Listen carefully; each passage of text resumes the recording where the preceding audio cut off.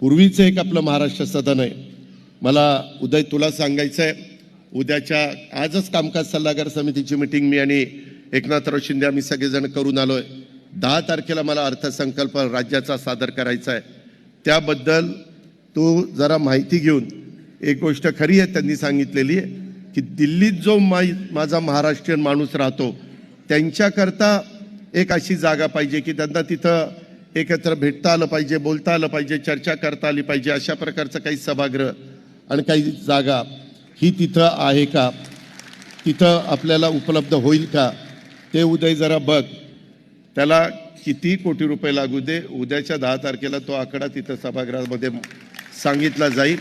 आणि अतिशय उत्तम म्हणजे ह्या साहित्य संमेलनाच्या निमित्तानं दर्डा साहेबांनी ती गोष्ट लक्षात आणून दिल्यानंतर एकनाथराव शिंदेंच्या साहेबांच्याही ते मनात आहे, देवेंद्रजींच्या पण मनात आहे. ते काही आपल्याला अशक्य नाही, आपण इच्छाशक्ती दाखवू आणि ते करून दाखवू. हे पण निश्चितपणे महाराष्ट्राला साजेसं अशा प्रकारची वास्तू दिल्लीमध्ये तुम्हाला सगळ्यांना अभिमान वाटेल अशा प्रकारची वास्तू आपण त्या ठिकाणी उभी करून दाखवू. हे पण मी या निमित्तानं सांगतो.